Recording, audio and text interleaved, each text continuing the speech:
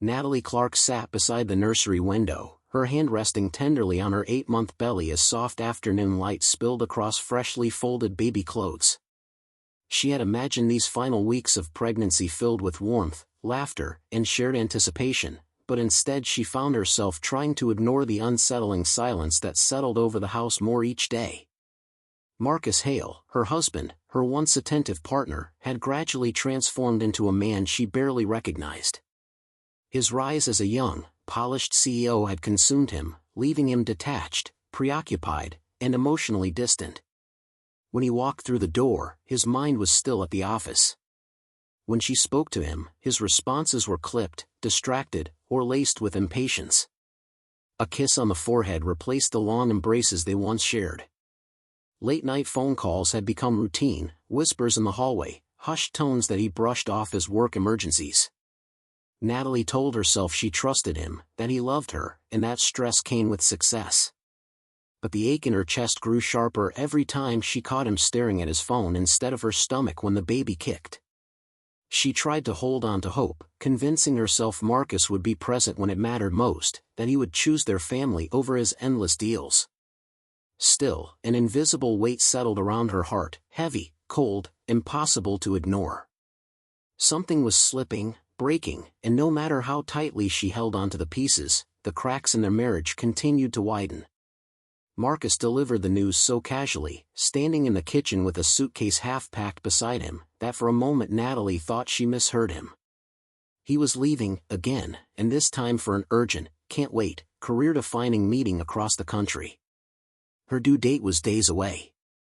She stood frozen, her breath catching in her throat as she asked him to stay, reminding him of the risks, the doctor's warnings, the promises he once made about never missing the birth. Marcus barely looked up from his phone, offering half-hearted reassurances about being back in time and insisting she was overreacting. Her pleas, trembling and raw, bounced off him like echoes against glass. He accused her of dramatizing, of not understanding how important this deal was for their future. But Natalie realized this wasn't about their future at all, it was about his ambition, his ego, his hunger for success that had swallowed the man she married. The emotional fracture cracked open wider as he zipped the suitcase, brushed a dismissive kiss on her cheek, and walked out without once glancing at her swollen stomach or the fear in her eyes. When the door closed behind him, the silence it left behind was louder than any argument could ever be. For the first time, Natalie felt the chilling truth settle deep inside her: she might be giving birth alone. Julian Archer had always admired Natalie from a respectful distance. Their paths crossed during charity events and community outreach programs, where Natalie's warmth and sincerity had caught his attention long before Marcus ever realized how extraordinary she was. Julian was a billionaire, yes, but unlike Marcus, he carried his influence quietly, with humility and genuine compassion. His reputation extended beyond wealth, people trusted him, valued his integrity, and admired the way he used his resources to uplift others without seeking applause. When he heard through a mutual contact that Marcus had flown out of the city despite Natalie being due any day, a deep unease settled within him. Something about it felt wrong, cruel, even. Julian couldn't understand how any man, especially one with so much privilege and support, could abandon his wife at such a vulnerable moment. He found himself thinking about her more than usual, about her gentle resilience, her kindness, her smile. And when he learned she was alone in the house during a severe weather shift, with no family nearby, instinct tugged at him. He didn't yet know how involved he would become, but a subtle foreshadowing settled quietly in his chest, a sense that Natalie would soon need someone, and he couldn't imagine turning away if she did. The storm raged outside, fierce winds rattling the windows as if echoing the chaos suddenly erupting inside Natalie's body. She woke with a sharp, tearing pain low in her abdomen, followed by a gush of warmth, the unmistakable sign that her water had broken. Panic surged through her. She reached for her phone with trembling hands and dialed Marcus, praying he would answer despite everything. The call rang, then went to voicemail. She tried again. Another attempt. Another failure. Each unanswered call deepened the terror clawing through her chest. The contractions grew stronger, harder, tightening her stomach in brutal waves that stole her breath. Alone in the dimly lit house, she leaned against the wall, clutching her belly as she tried to steady herself. Tears blurred her vision, not from the pain of labor but from the deeper wound of abandonment. This was the moment she feared most, the moment she begged Marcus to stay for. And he had chosen ambition over her. Over their child. She whispered soothing words to her baby, apologizing for the distress, forcing herself to breathe through the agony as thunder cracked in the distance. Every shadow felt colder, every silence heavier. She wasn't just in labor, she was trapped in the realization that the man she trusted with her life had left her to face the hardest moment of it entirely alone. Julian was reviewing documents in his study when his phone buzzed with an unfamiliar number. He almost ignored it, until he noticed the word emergency flashing beneath the caller ID. A strange instinct tugged at him. He answered immediately, and the nurse on the line spoke quickly, her tone urgent. Natalie Clark had been admitted in active labor, alone and distressed. Marcus Hale, her husband and primary contact, was unreachable. Julian froze, stunned. For a moment, he couldn't even breathe. Why was Marcus unavailable? Why was Natalie unaccompanied at a moment like this? Then the nurse continued, Julian's name had been listed as a secondary emergency contact on a charity event form Natalie had filled out months ago. A simple precaution she probably never imagined would matter. But now it mattered more than anything. Without hesitation, Julian grabbed his coat and keys. The storm outside roared violently as he ran to his car, the wind nearly ripping the door from his hands. Snow and rain blurred the road, visibility dropping with every mile, but he pushed forward, pulse racing. His mind kept replaying the nurse's words, she's afraid. She's in pain. She's alone. The thought sent a sharp ache through him. He couldn't bear the idea of her struggling through labor without comfort, without someone to hold her hand, without someone who cared. By the time he reached the hospital, he was drenched, his coat soaked through, hair plastered to his forehead, lungs burning from rushing through the icy air. He didn't care. He hurried through the sliding doors, breathless and anxious, immediately demanding Natalie's room. Nurses glanced at him with surprise, then understanding. His voice carried urgency, but his eyes carried something deeper, raw concern, fear, and a quiet desperation to make sure she was safe. Julian wasn't her husband. He wasn't her family. But he was there. And in that moment, that made all the difference. Natalie clutched the sides of the hospital bed as another contraction tore through her body, sharp and overwhelming. Sweat collected at her temples, her breath coming in uneven gasps. The room felt too bright, too cold, too empty. She had imagined this moment so many times, Marcus beside her, holding her hand, whispering that she wasn't alone. Instead, she was surrounded only by the sterile hum of machines and the pounding echo of her own heartbeat. She trembled with pain and fear, the emotional betrayal almost as unbearable as the physical agony twisting through her abdomen. Then the door opened, and Julian stepped inside, breathless, soaked from the storm, and visibly shaken by the sight of her suffering. The moment Natalie's eyes met his, something in her cracked. She didn't question why he was there or what people might think. All she saw was someone who cared. Someone who came. Julian moved immediately to her side, pulling a chair close and gently taking her trembling hand in both of his. I'm here, he whispered softly, his voice steady despite the worry flickering in his eyes. You're not alone, Natalie. I'm staying with you. I promise. His thumb brushed comfortingly over her knuckles, grounding her as another contraction surged. Natalie cried out, gripping his hand with all the strength she had left. Instead of flinching, Julian leaned closer, murmuring calming words, telling her to breathe, reminding her she was strong enough to get through this. Tears streamed down her cheeks, tears of pain, exhaustion, heartbreak, and unexpected relief. Julian gently wiped them away with the sleeve of his coat, his touch gentle and careful, as though she were something fragile he refused to let break.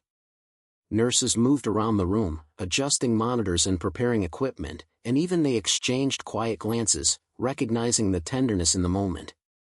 With every contraction, Julian offered unwavering reassurance.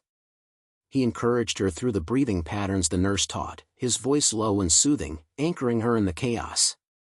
"Focus on my voice," he whispered each time her panic rose. "You're doing incredible. I'm right here." His hand never left hers, not for a second. Natalie felt something shift inside her. Not romantic affection, not confusion, just a profound sense of safety she hadn't felt in months. Julian didn't try to fill the silence with empty promises. He didn't judge her or pity her. He simply stayed. Present. Steady. Unshakable. As the contractions intensified and her cries grew sharper, Julian leaned in closer, letting her squeeze his hand with all her strength. He whispered encouragement, wiped away new tears, and steadied her through every wave of pain, becoming the emotional anchor she desperately needed. In those agonizing, vulnerable moments, Natalie realized something with bittersweet clarity. Marcus may have been her husband, but Julian was the one holding her together when her world fell apart. Natalie felt the world narrow into a tight, consuming circle of pain and urgency as the medical staff guided her through the final moments of labor. Her breaths came fast, her voice hoarse from hours of crying and pushing, but she clung to Julian's hand as if it were the only thing keeping her anchored. His palm was warm, steady, unmoving, an unspoken promise that he wouldn't leave her, not even for a heartbeat. The doctor urged her to give one last push, and with every ounce of strength she had left, Natalie obeyed, tears blurring her vision as the pressure peaked and then suddenly released. A split second of silence hung in the air. Then came the sound that changed everything, the tiny, powerful cry of her newborn daughter. The room filled with it, sharp and beautiful and impossibly small. Natalie gasped, a sob breaking from her chest, the relief so overwhelming it made her shoulders shake. She sank back against the pillows, tears streaming down her cheeks, her entire body trembling with exhaustion and joy. "She's here," she whispered, barely able to speak through her emotion. "My baby, she's really here." Julian let out a shaky breath beside her, his voice thick with quiet awe. "You did it, Natalie. She's perfect." His eyes softened as he watched the nurses clean the tiny infant, wrapping her gently in a soft blanket. He stayed beside Natalie, brushing damp hair from her forehead, grounding her with calm reassurance as she cried, not from pain this time, but pure, overwhelming relief. When the nurse finally placed the baby girl into Natalie's arms, the child's soft cry quieted, her small fingers curling instinctively. Natalie held her close, inhaling that new, warm scent of life and innocence. In that moment, the storm outside and the heartbreak of the night seemed distant, almost unreal. This little life, this fragile, beautiful miracle, felt like hope wrapped in a blanket. Julian stood beside her still, not intruding, simply present. His expression held something deep and steady. Natalie didn't know what the future would bring, but as her daughter's heartbeat settled against her chest, she felt one truth with surprising clarity: she wasn't as alone as she once believed. Marcus arrived at the hospital 2 days later with the irritated urgency of a man inconvenienced rather than concerned. The door swung open sharply, and he stepped inside with an expression that hovered between outrage and disbelief. "You actually had the baby without me?" he demanded, his tone dripping with accusation instead of empathy. His eyes flicked briefly to the sleeping newborn in the bassinet before snapping back to Natalie, as though her giving birth had somehow been a personal slight. Natalie, still recovering and emotionally raw, blinked at him in stunned silence. "I was in labor, Marcus," she said softly, her voice strained. "I called you. You didn't answer." "I was in meetings," he snapped, as if that excused everything. "You should have tried harder. You know how important that deal was. Do you have any idea how bad this looks? People are already talking." His words cut sharply, not a hint of regret or apology beneath them. Instead of acknowledging her pain, he seemed more concerned about appearances and his reputation. Julian, who had been quietly sitting beside Natalie, rose slowly. He didn't interrupt, didn't posture or escalate, but his calm presence alone shifted the atmosphere. Marcus's eyes narrowed, suddenly defensive. "And why is he here?" he demanded, gesturing with a bitter sneer. "You couldn't handle one night alone?" Natalie felt a flicker of anger, a spark she hadn't allowed herself before. Julian was here because I needed help, she said, her voice firmer this time. Because you weren't. Marcus scoffed, rolling his eyes. You're being dramatic. You always overreact when you're emotional. The familiar gaslighting stung, but it also illuminated everything she had ignored for months. Julian didn't interfere, but the quiet steadiness of his expression made the contrast impossible to miss. In that moment, Natalie saw Marcus clearly, not as the husband she hoped he was, but as the man he had chosen to be. And for the first time, she truly began to question whether her marriage was worth salvaging at all. Marcus's facade began to crack the moment his assistant walked into the hospital room, balancing a stack of folders and nervously adjusting her glasses. She offered a polite smile to Natalie, then turned to Marcus for instructions. I've already sent the flowers to, she froze, realizing too late that Marcus hadn't warned her about what not to say. Natalie, exhausted but alert, caught every syllable. Flowers? To who? The assistant's face drained of color. She stammered, to, the woman from the resort. The one you, Marcus shot her a sharp look, but the damage was already done. Get out, he hissed at her. She hurried out the door, leaving an icy silence behind. Natalie felt her stomach twist, not from childbirth recovery but from the sharp, unmistakable weight of understanding. Marcus, she whispered, who is she? He exhaled dramatically, as though he were the victim in this scenario. Nat, don't start. It was nothing. Just a business contact. Business contacts don't get flowers, she replied, her voice trembling but controlled. And they don't spend nights with married men whose wives are about to give birth. Marcus rolled his eyes, irritation flashing across his face. You're blowing this way out of proportion. I was stressed. The deal was complicated. Things happened. It didn't mean anything. His tone was dismissive, practiced, like he'd downplayed this kind of behavior before. Natalie felt something inside her shift, settling into clarity. She had spent months excusing his absence, justifying his coldness, blaming herself for his distance. But this betrayal was undeniable. You weren't there when I needed you, she said softly. Not for the baby. Not for me. And now I know why. Marcus stepped closer, reaching out as if to comfort her. Natalie, please. You're emotional. You just had a baby. Let's not make rash decisions. But she pulled her hand away before he could touch her. No, Marcus, she said, meeting his gaze with new resolve. I finally see the truth. And I'm done pretending you're someone you're not. Natalie sat upright in the hospital bed, her newborn daughter asleep against her chest, tiny breaths rising and falling in perfect, innocent rhythm. For the first time in months, maybe years, Natalie felt clarity cut through the fog of emotional confusion and excuses she had built around Marcus. The truth of his betrayal had burned everything down, but what remained was something stronger, herself. When Marcus returned later that afternoon, expression tight with annoyance rather than remorse, Natalie didn't waste time. Marcus, she began, her tone calm and steady, I'm ending our marriage. He blinked, stunned. You're what? I'm choosing peace for myself. And safety for our daughter. She tightened her hold on the baby, not in fear, but in affirmation. I won't raise her in a home where emotional neglect, lies, and betrayal are normal. Marcus scoffed, the denial automatic. You think you can just walk away? You're overreacting. You won't survive without. Without you, she cut in softly. I already have.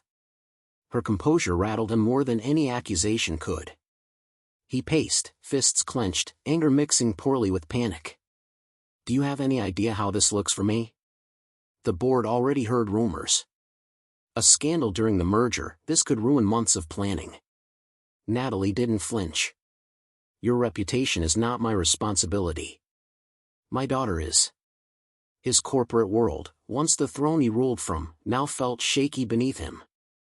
He could see it, control slipping from his hands, not because Natalie was vindictive, but because she finally saw her worth.